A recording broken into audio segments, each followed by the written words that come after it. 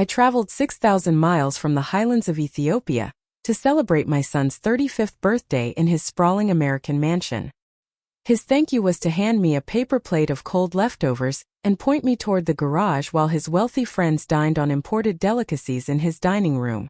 He called me an embarrassment to his new life. He forgot one crucial detail about the woman he just banished to eat scraps among his luxury cars. I was the one who owned the building that housed his multimillion-dollar medical practice. And I was about to remind him what happens when you bite the hand that built your entire American dream. Before I begin, thank you for being here, for being part of this community. If you believe in the power of a woman knowing her worth and demanding respect from those she sacrificed everything to elevate, you are in the right place. Please let me know in the comments where you're listening from and consider subscribing. It means the world to me. Now let me tell you what they did to me. My name is Almaz Tades, and at 72, my life was a testament to the enduring strength of Ethiopian motherhood. I lived in a modest stone house on the outskirts of Addis Ababa, where the morning air carried the scent of eucalyptus and roasted coffee beans from the nearby plantations. My days were measured in the gentle rhythm of prayer, the satisfaction of tending my small garden of berbera peppers and kale, and the profound peace that comes from a life lived with purpose. The walls of my home were adorned with faded photographs of my late husband Tekel, a respected teacher, and our only child, my son Dawit. But my heart, for the most part, lived 6,000 miles away in a place called McLean, Virginia, where Dawit had built what he called his American success story. I had spent my entire adult life as a seamstress, my fingers working tirelessly on intricate traditional dresses and modern clothing for the women of my neighborhood. Every spare bear, every ounce of my energy had been poured into a single unwavering dream, giving my brilliant son the education and opportunities that Ethiopia, for all its beauty and culture, could not provide. 25 years ago, when Dawit had been accepted to medical school at Johns Hopkins University, the tuition fees were a number so staggering it seemed impossible. But I had not hesitated for even a moment. I remember the day I made it possible. I stood in the office of the Ethiopian Orthodox Church Property Committee, my heart heavy with the weight of what I was about to do. I was selling my family's ancestral land, 5 acres of fertile highland soil that had been in the Tades family for 7 generations. The land where my grandmother had grown the coffee beans that sustained our family, where my father had taught me the value of hard work and dignity. The buyer was a wealthy businessman from Addis Ababa, who planned to build luxury condominiums. As I signed the papers transferring centuries of family history for a check that would secure my son's future, I could feel the presence of my ancestors in the mountain wind.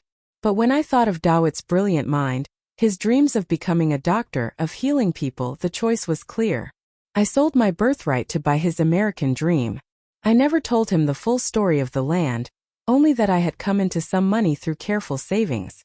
The sacrifice was my own quiet secret, a foundation stone laid in blood and heritage for the life he was meant to build. And he had built it magnificently. He had graduated with honors, completed his residency, and established himself as one of the most successful cardiologists in the Washington, D.C. area. He had married Rebecca, a blonde American woman from a wealthy family, and they lived in a mansion that, from the photos he occasionally sent, looked like a palace from a fairy tale. His success was my vindication, proof that every sacrifice had been worth it. But over the years our relationship had grown distant, measured in brief, stilted phone calls and impersonal holiday cards. His visits to Ethiopia had stopped entirely after his marriage. "It's too complicated, Mother," he would say when I asked. "Rebecca doesn't travel well, and my practice is so demanding." I accepted this distance as the natural price of his success. He was living in a different world now, a world of American achievement and sophistication. But my heart never stopped hoping for reconnection, for a chance to be part of the life my sacrifice had made possible. That chance came with his 35th birthday. During one of our rare phone conversations, he mentioned in passing that he was planning a celebration. "Just a small gathering," he said. "Some colleagues, a few friends." The longing in my voice must have been unmistakable when I asked, "And family?" There was a pause, and then, perhaps feeling a flicker of guilt or obligation, he said, "Of course, Mother. You should come. It would mean a lot." Those words lit a fire of joy in my chest that burned brighter than anything I had felt in years. I was finally going to see my son's American life with my own eyes. I was going to meet his wife properly, see his beautiful home, and be celebrated as the mother who had made it all possible. I spent 2 months preparing for the journey. I had a traditional Ethiopian dress made by the finest seamstress in my neighborhood, a stunning creation of hand-woven white cotton, with intricate gold embroidery that had been passed down through generations of Ethiopian mothers. I practiced my English, wanting to communicate properly with Rebecca and Dawit's American friends. I researched American customs, determined not to embarrass him. The flight from Addis Ababa to Washington, D.C. was the longest journey of my life. Not in hours but in anticipation. As the plane soared over the Atlantic, I clutched a small wooden cross my late husband had carved for me, and I prayed that this trip would bridge the distance that had grown between my son and me. I was going to see the magnificent life my sacrifice had built. I had no idea I was flying toward the most devastating humiliation of my entire existence. The journey from Addis Ababa to Dulles International Airport was a passage between worlds. I left behind the familiar chaos of Ethiopian streets, the warm greetings of neighbors who had known me for decades, the comforting rhythm of Amharic conversations, and landed in the cool, sterile efficiency of American air travel. Even the air felt different, thinner, colder, processed through machines rather than blessed by mountain winds. Dawit met me at the airport, and for a moment my heart soared. He looked magnificent in his expensive suit, his once familiar face now bearing the confident ease of American success. But when I moved to embrace him in the traditional Ethiopian way, he stiffened, offering only a brief, awkward hug that lasted barely a second. "Mother," he said, his voice strangely formal. "Welcome to America. How was your flight?" I wanted to tell him about the wonder of seeing the world from above, about my prayers for our reunion, about the dress I had specially made for his celebration. Instead, I simply smiled and said, "It was long, my son, but seeing you makes it all worthwhile." The ride to his home in McLean was a journey through a landscape of impossible wealth. Mansion after mansion lined streets so perfectly manicured they looked like movie sets. When we finally turned into his driveway, my breath caught in my throat. His house was a monument to success, a sprawling colonial structure with white columns and meticulously landscaped grounds that spoke of money beyond anything I could have imagined. "It's beautiful, Dawit," I whispered, my voice thick with maternal pride. "You have built something wonderful." He seemed uncomfortable with my praise. "Rebecca chose most of the design," he said quickly. "She has better taste for these things." Rebecca emerged from the house as we approached, and I saw immediately why my son might have been drawn to her. She was tall, blonde, and carried herself with the effortless confidence of someone who had never known want. But her smile when she greeted me was thin and didn't reach her eyes. "Mrs. Tedeschi," she said, extending a perfectly manicured hand rather than accepting my offered embrace. "Welcome. I hope the flight wasn't too terrible." I spent the first 2 days of my visit trying to find my place in their world.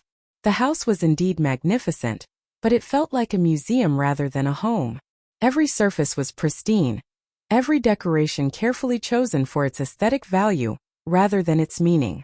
There were no family photographs, no mementos of heritage or history. It was a showcase designed to impress rather than nurture. Rebecca was polite but distant, treating me with the careful courtesy one might show to a visiting dignitary from a country one knew nothing about. She made no effort to engage with my stories about Dawit's childhood or my memories of his father. When I offered to cook traditional Ethiopian food for the family, she declined with a brittle smile. "That's so kind, but we have very specific dietary requirements. I'm sure you understand."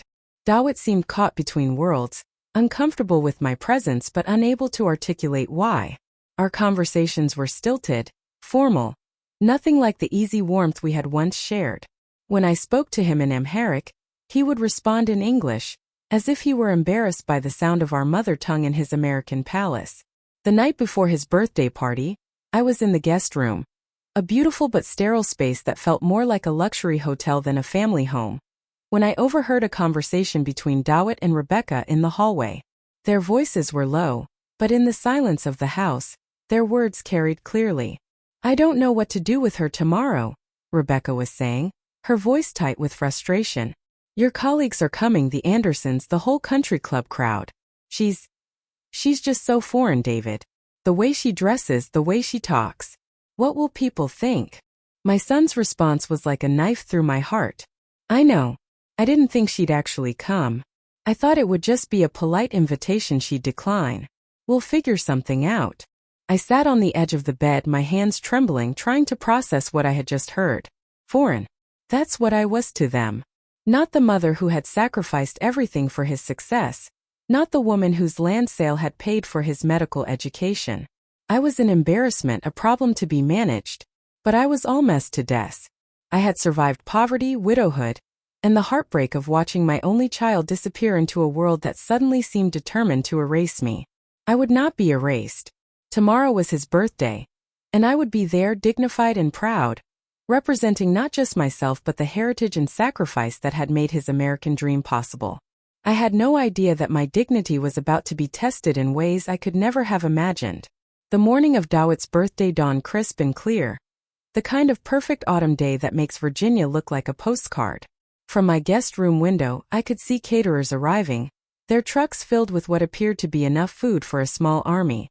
The preparations were elaborate, white tents being erected on the perfectly manicured lawn, tables draped in expensive linens, floral arrangements that must have cost more than most Ethiopian families earned in a month. I dressed carefully in my traditional Ethiopian dress, the one I had commissioned specially for this occasion. The white cotton was soft against my skin, and the gold embroidery caught the morning light like captured sunshine. I pinned my hair in the traditional style and wore the small gold cross that had been my grandmother's. Looking in the mirror, I saw not an embarrassment, but a woman of dignity and heritage, ready to celebrate her son's success. But when I emerged from my room, Rebecca's reaction was immediate and unmistakable. Her perfectly composed face twisted into an expression of barely concealed horror. "Oh," she said, her voice sharp with panic. "Mrs. Tedeschi, that's quite a statement. Perhaps something more understated? I have some clothes that might." "This is traditional Ethiopian celebration attire," I said calmly, my voice carrying the quiet authority of 7 decades of dignified living. It seemed appropriate for celebrating my son's achievements. Dawit appeared behind her, and I saw him take in my appearance with the same expression of dismay. But instead of defending his mother's right to honor her heritage, he chose the path of appeasement. "Mother," he said, his voice carefully controlled, "perhaps Rebecca is right. This is more of a casual American gathering. Maybe something simpler would be better." I looked at my son, this man I had sacrificed everything to educate and elevate, and I felt something cold and hard settle in my chest. But I simply nodded. "Of course, my son. Whatever makes you comfortable." I returned to my room and changed into a simple black dress I had brought as an alternative. It was elegant but unremarkable, designed to help me blend into the background of his American life. When I rejoined them, Rebecca's relief was palpable, and Dawit gave me an approving nod that made my stomach turn. The guests began arriving around noon, and I watched from the living room window as a parade of expensive cars disgorged men in tailored suits and women in designer dresses. These were clearly people of substance, doctors, lawyers, business executives, the social circle that Dawit and Rebecca had cultivated as markers of their success. I waited in the guest room as instructed, listening to the sounds of laughter and conversation drifting up from the party below. Rebecca had told me she would introduce me around, once everyone had arrived and had a chance to settle in. An hour passed. Then 2. The sounds of celebration continued without me. Finally, I could wait no longer. This was my son's birthday, and I was his mother. I had traveled 6,000 miles to be here. I walked downstairs and toward the back patio where the party was in full swing. The scene was magnificent. 50 or 60 people mingled on the lawn, champagne glasses catching the afternoon sunlight, the low murmur of sophisticated conversation creating a backdrop of success and refinement. I could see Dawit in the center of it all, handsome and confident, accepting congratulations and warm wishes from his colleagues and friends. I approached the gathering with a smile, ready to be introduced as the proud mother whose sacrifices had made this beautiful life possible. But as I stepped onto the patio, the conversation around me seemed to pause. I felt eyes turning toward me, taking in my presence with expressions that ranged from curiosity to poorly concealed confusion. Rebecca materialized beside me with the swift efficiency of a hostess managing a crisis. "Mrs. Tedeschi," she said, her voice bright but her grip on my arm firm. "You look lovely. But I think there might be more comfortable seating for you inside." "I'm perfectly comfortable here," I replied, my voice calm but unmistakable in its resolve. "This is my son's birthday. I would like to meet his friends." Before Rebecca could respond, Dawit appeared. His face was flushed, and his eyes held a warning I chose to ignore. "Mother," he said, his voice carrying an edge of desperation, "perhaps you'd be more comfortable in the kitchen? There's food being prepared, and I thought you might enjoy seeing how American catering works." The kitchen. He wanted to relocate me to the kitchen while his friends celebrated on the patio. The insult was so profound, so casually delivered, that for a moment I couldn't speak. "I would prefer to stay here with you," I said quietly, "to celebrate your birthday as your mother." I saw something flicker across his face, shame perhaps or anger at my refusal to quietly disappear. But instead of standing up for me, instead of introducing me with pride as the woman who had made his American dream possible, he made a choice that would haunt us both forever. "Fine," he said, his voice tight with barely controlled frustration. "But if you're going to stay, you need to understand that this isn't Ethiopia, Mother. These people don't understand your culture. Please just try to be appropriate." Appropriate. The word hung in the air between us like a slap. I, the woman who had sold her family's ancestral land to pay for his medical education, needed to be appropriate in the presence of his American friends. But I nodded, swallowing my hurt, and found a quiet corner where I could observe the celebration. I watched as Dawit moved through the crowd, accepting congratulations, sharing jokes, playing the role of the successful American doctor. He avoided looking in my direction. The formal dinner was served at sunset, and I watched as the guests were seated at elegant tables on the lawn. I waited for someone to guide me to my seat, to include me in the celebration I had traveled so far to attend. Instead, Rebecca appeared beside me with a paper plate. "Mrs. Tedeschi," she said, her voice artificially sweet, "I thought you might be more comfortable eating in the garage. It's quieter there and you won't have to worry about navigating the dinner conversation. I've prepared a lovely plate for you." I looked down at the paper plate in her hands. It was loaded with what appeared to be leftovers from the catering setup. Cold appetizers, a small portion of what might have been the main course, and a dinner roll that had clearly seen better days. This was my meal while the guests dined on the imported delicacies I could see being served at the elegant tables. "The garage," I repeated, my voice barely a whisper. "Oh, it's lovely," Rebecca continued, as if she were offering me a gift. "Climate-controlled, very comfortable. And you'll have privacy to eat at your own pace." I looked past her to where my son stood, champagne glass in hand, talking animatedly with a group of colleagues. He saw me looking at him, saw Rebecca holding the paper plate, and in that moment I watched him make his final choice. He turned away. The walk to the garage was the longest journey of my life. Rebecca led me through the house, her heels clicking efficiently on the marble floors, chattering about the climate control and the comfortable seating she had arranged. She opened the door to reveal a space that was indeed magnificent.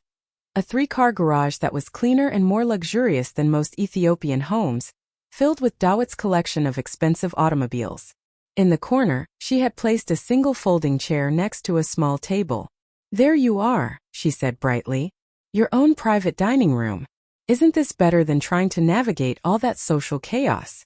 She left me there, alone with my paper plate of cold leftovers, sitting among my son's luxury cars while the sounds of his birthday celebration drifted faintly through the walls.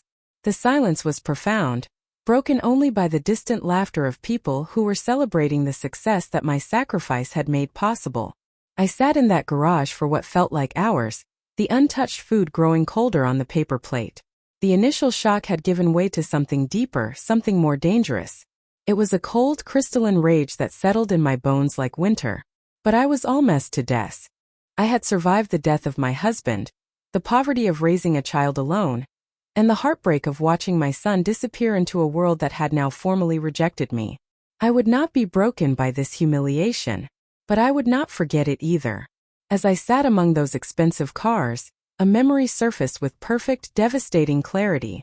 20 years ago, when Dawit had completed his residency and was establishing his practice, he had needed capital for equipment and office space. American banks, he had explained, were hesitant to lend to a young immigrant doctor without established credit or significant collateral, so I had helped him again. I had used the remainder of my savings, combined with a loan secured against my small house in Addis Ababa, to purchase a commercial building in Bethesda, Maryland. The building that housed his cardiology practice. The building where he saw patients every day, where he earned the income that supported this mansion and this lifestyle. The building that was titled, according to Ethiopian and American law, in both our names as joint owners. My son had gotten so comfortable in his American success that he had forgotten the foundation it was built on. He had forgotten that his mother wasn't just an embarrassment from his past. She was his business partner. And she was about to remind him of that fact in the most devastating way possible. I stood up from that folding chair, my spine straight, my resolve diamond hard. I left the paper plate of cold leftovers untouched and walked back into the house. The party was still in full swing, but I had somewhere else to be. I had a business meeting to arrange. The 3 days following the birthday party were a masterclass in strategic patience. I remained in Dawit's house, playing the role of the quiet, defeated old woman who had been appropriately managed and contained. I ate breakfast alone in the kitchen while Dawit rushed off to his practice and Rebecca attended her various social commitments. I spent my time reading in the guest room, taking small walks in the neighborhood, and most importantly, making careful, calculated phone calls. The first call was to my lawyer in Addis Ababa, Otto Jerma Bekele, a sharp, Harvard-educated attorney who had handled my property transactions for years. I explained the situation in careful, measured terms, not as an emotional family dispute, but as a business matter requiring immediate attention. Almaz, he said, his voice grave with understanding, you are the joint owner of that medical building. You have every legal right to make decisions about its use and tenancy. What exactly do you want to accomplish? I want to exercise my rights as a property owner, I replied, my voice steady. I want to review the lease agreements, the rental terms, and explore my options. The second call was to a commercial real estate attorney in Washington, D.C., someone Otto Jerma recommended who specialized in medical property management. Her name was Patricia Chan, and she had a reputation for being both brilliant and ruthless in protecting her clients' interests. When I explained that I was the co-owner of a medical building and wanted to review my tenant's lease agreement, she was immediately interested. Mrs. Tedesz, she said, medical practices are complex tenants. There are usually very specific terms about lease renewal, property improvements, and termination clauses. I'd be happy to review your situation. The third and most important call was to the property management company that handled the day-to-day operations of the building. I identified myself as Almaz Tedesz, joint owner of the property, and requested copies of all current lease agreements, tenant correspondence, and financial records. There was a pause on the other end of the line. Mrs. Tedesz? We've been sending all correspondence to Dr. Dawit Tedesz at this address. Are you saying you're also an owner? I am saying I am the co-owner, I replied calmly, and I am exercising my legal right to review all documents related to my property. By the end of the week, I had assembled a complete picture of my son's business situation, and what I discovered was both enlightening and devastating. The lease agreement for his medical practice was structured as a family arrangement, with significantly below market rent that had allowed him to build his wealth while paying minimal overhead.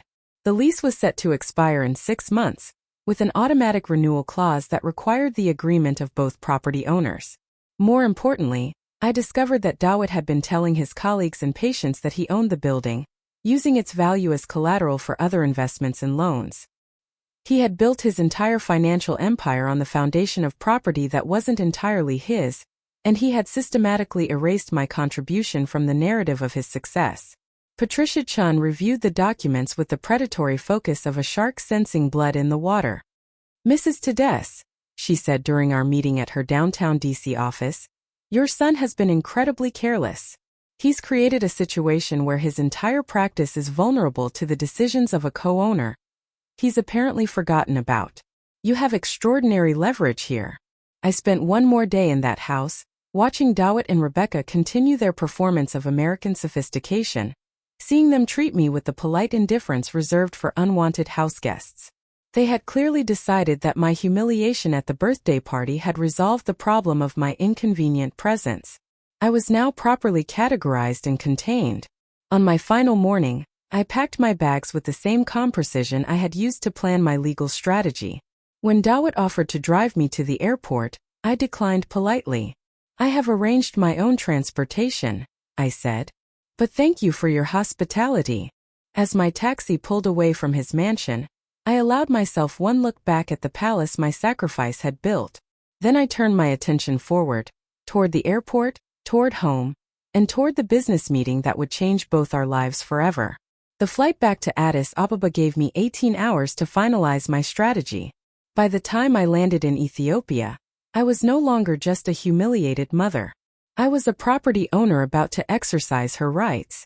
And my son, the successful American doctor, was about to learn what it meant to bite the hand that built his empire.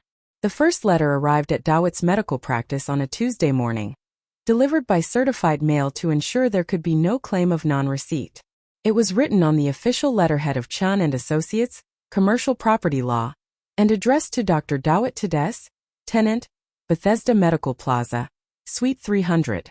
The letter was a masterpiece of legal precision, written in the cold, formal language that strikes fear into the hearts of business owners everywhere. Dear Dr. Tades, we represent Mrs. Almaz Tades, co-owner of the commercial property located at 4800 Montgomery Lane, Bethesda, Maryland. Our client has requested a comprehensive review of all lease agreements and tenant obligations associated with the above-referenced property. Please be advised that the current lease agreement for Suite 300 expires on March 31st of next year. As co-owner of the property, Mrs. Tades has the legal authority to participate in all decisions regarding lease renewals, rental rate adjustments, and tenant suitability assessments. We are hereby providing the required 120-day notice that Mrs. Tades intends to exercise her ownership rights regarding the renewal terms of your tenancy. A formal review of your lease will commence immediately, including an assessment of current market rental rates for comparable medical facilities in the area. Please direct all future correspondence regarding your tenancy to our office. Mrs. Tades looks forward to working with you to ensure that all lease terms are fair, current, and reflective of standard commercial practices. The letter was signed by Patricia Chan, but I knew that Dawit would understand immediately who was really behind it. I could picture him in his office, surrounded by the expensive medical equipment and mahogany furniture that his below-market rent had allowed him to afford, reading those words with growing horror. The phone call came that evening, Ethiopian time. I was in my garden, tending to my berbera peppers in the golden light of sunset, when my phone rang. I let it ring 3 times before answering, my voice calm and serene. "Hello, Dawit." "Mother." His voice was tight with barely controlled panic. "What is this letter? What are you doing?" "I received some interesting documents," I replied, settling into my favorite chair on the small porch. "Legal papers that reminded me of something I had apparently forgotten. I am a co-owner of your medical building. How careless of me to overlook such an important business relationship." "You can't be serious," he said, his voice rising. "That building, the arrangement we have, it's just a family thing. You've never been involved in the business side." "Haven't I?" I asked quietly. "I seem to recall providing the initial capital. I seem to recall my name being on the ownership documents. Perhaps what you mean is that you've never acknowledged my involvement in the business side." There was a long silence on the other end of the line. When he spoke again, his voice had changed, taking on the placating tone he might use with a difficult patient. "Mother, please. I think there's been some misunderstanding. The birthday party, if something happened that upset you, we can talk about it. But this, bringing lawyers into our family business, this isn't the way to handle things." "The birthday party," I repeated, my voice still calm but now carrying an edge of steel that he had never heard before. "You mean the celebration where you banished your mother to eat leftovers in the garage while your friends dined on imported delicacies? That birthday party." Another silence. Then, "That wasn't. Rebecca thought you'd be more comfortable." "Rebecca thought," I interrupted. "And you agreed. You, my son, the man whose medical education I paid for by selling my family's ancestral land. Decided that I was an appropriate person to hide in your garage while you celebrated your success. I could hear his breathing on the other end of the line, fast and shallow. The lease review will proceed as scheduled, I continued. Patricia Chun is very thorough. She's already identified several irregularities in our current arrangement. Did you know that your rent is approximately 60% below market rate for comparable medical facilities? Very generous terms for a tenant. Perhaps too generous. You're going to destroy my practice, he whispered, the reality of his situation finally hitting him. I'm going to review our business relationship, I corrected. As is my right as a property owner. You seem to have forgotten that your mother is not just an embarrassment from your past, Dawit. She's your landlord. I hung up the phone and sat in the gathering darkness, listening to the night sounds of Addis Ababa settling around me. The first move had been made. The game was now in motion. Over the next week, the assault was methodical and devastating. Patricia Chen's team conducted a comprehensive market analysis that revealed just how drastically below market Dawit's rent had been. For 15 years, I had essentially subsidized his practice to the tune of nearly $8,000 per month in lost rental income. The second letter was even more devastating than the first. Dear Dr. Tedesz, our market analysis has been completed. Current fair market rent for your 3,200 square foot medical suite is $28,000 per month, compared to the $12,000 you currently pay. This represents a significant undervaluation that has resulted in substantial financial loss to the property owners. Additionally, our review has identified several lease violations, including unauthorized modifications to the space, use of the property address for secondary business ventures not covered under the original lease agreement, and failure to maintain required insurance coverage levels. Mrs. Tedesz is prepared to offer lease renewal under the following terms. Monthly rent, $28,000, fair market rate. Security deposit, $84,000, 3 months rent. Personal guarantee from tenant for all lease obligations. Immediate correction of all lease violations. Payment of $480,000 in back rent differential for the previous 5 years. Alternatively, Mrs. Tedesz is prepared to accept early lease termination with 60 days notice, allowing you to relocate your practice to premises more suitable to your business needs and budget. Please respond within 14 days with your decision. The phone calls became daily occurrences. Dawit's voice grew increasingly desperate as he realized the magnitude of his situation. He couldn't afford the new rental terms, they would bankrupt his practice. But he also couldn't afford to relocate quickly enough to avoid disruption to his patient base and income. Mother, please, he begged during one particularly painful conversation. I have employees, patients who depend on me. You can't do this. I'm not doing anything, I replied calmly. I'm simply adjusting our business relationship to reflect standard commercial practices. You've had 15 years of below-market rent. Perhaps it's time to pay fair value for what you use. This is about the birthday party, isn't it? He said, his voice breaking. You're destroying my life because of one mistake. One mistake? I asked. Dawit, you didn't just hurt my feelings. You erased me. You took my sacrifice and buried it in your garage while you celebrated with people who have no idea what I gave up for your success. You treated your mother like an embarrassment, while living in luxury built on her foundation. Rebecca tried calling me directly, her voice alternating between tearful pleas and barely concealed threats. Mrs. Tedesz, you're going to ruin us. David's patience, his reputation, everything we've built. Everything you've built, I interrupted, was built on property that belongs to me. You wanted me to be invisible. Now you're discovering what happens when an invisible woman decides to be seen. The final letter arrived on Christmas Eve American time. It was brief and final. Dr. Tedesz, as you have failed to respond to our lease renewal offer within the specified time frame, Mrs. Tedesz hereby exercises her right to non-renewal of your tenancy. Your lease will expire on March 31st as originally scheduled. Please arrange for the removal of all personal property and the return of the premises to original condition by that date. Any equipment or fixtures remaining after the lease expiration will be considered abandoned property and disposed of accordingly. Mrs. Tedesz wishes you success in finding premises more suitable to your business model and budget. The aftermath was swift and merciless. Dawit was forced to conduct a fire sale of his practice, selling his patient list and equipment at deep discounts to other physicians who could offer continuity of care. The disruption destroyed his reputation in the tight-knit medical community of the Washington, D.C. area.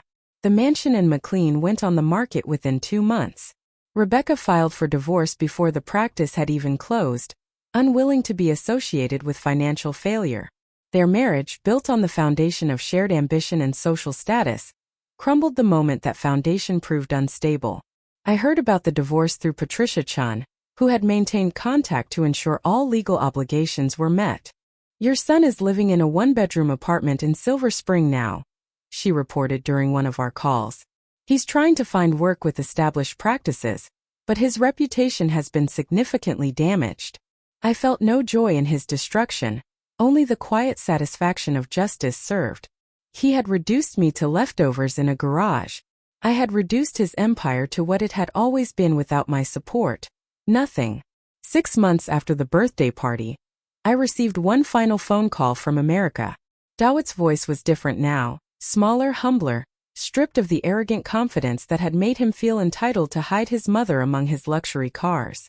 "Mother," he said, and I could hear tears in his voice. "I know what I did. I know how I treated you.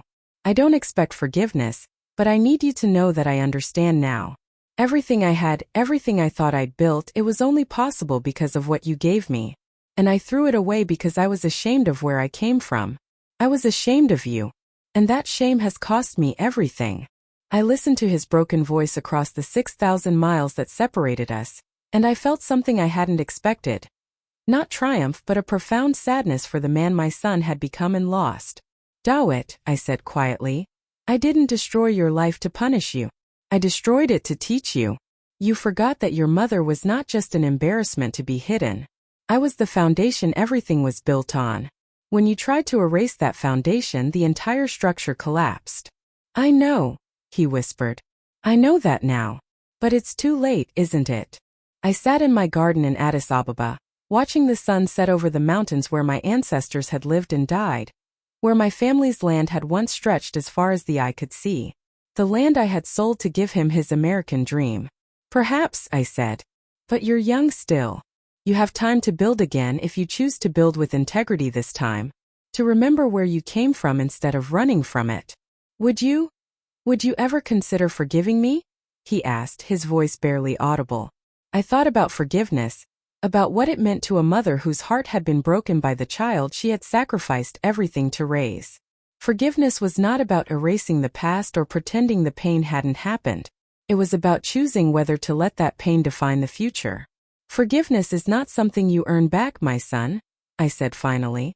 "It is something you learn to live without, and then discover you no longer need.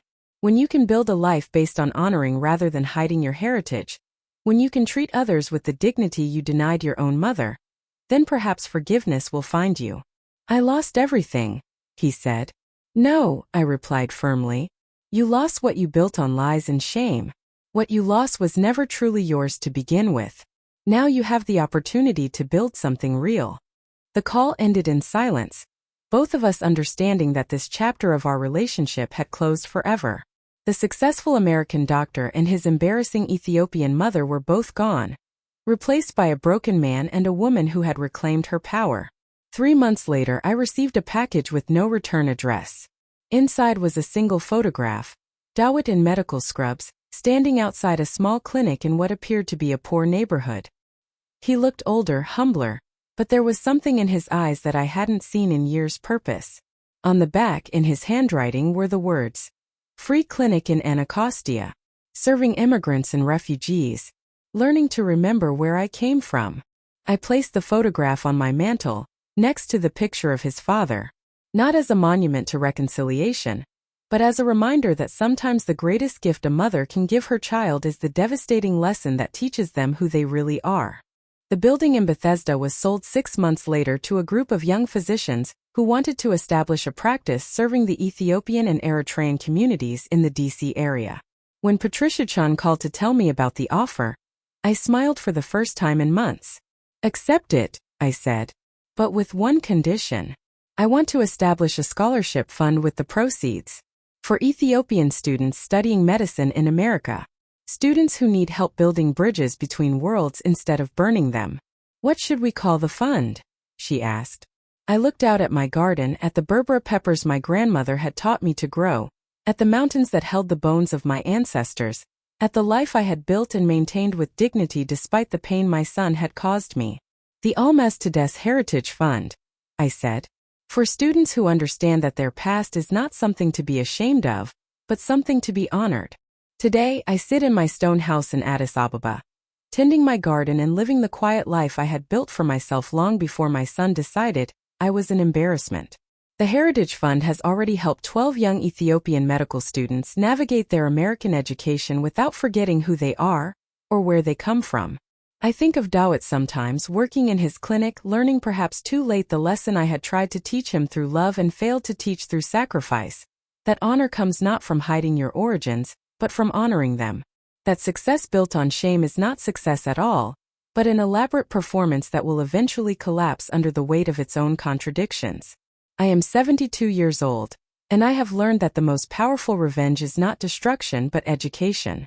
I taught my son that his mother was not a relic to be hidden in garages, but a foundation stone that could be removed.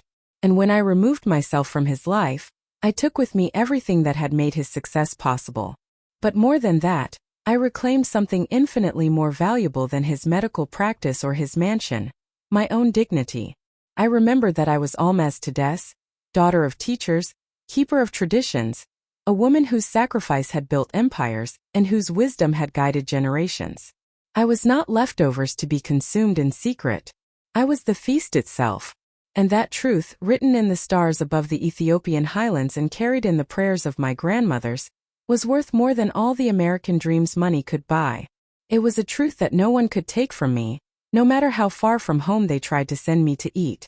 The mountain winds still carry my name, and my heritage stands unbroken, waiting for the next generation to claim it with pride rather than shame. That is my true legacy. Not the son who forgot where he came from, but the reminder that some foundations once removed can never be rebuilt.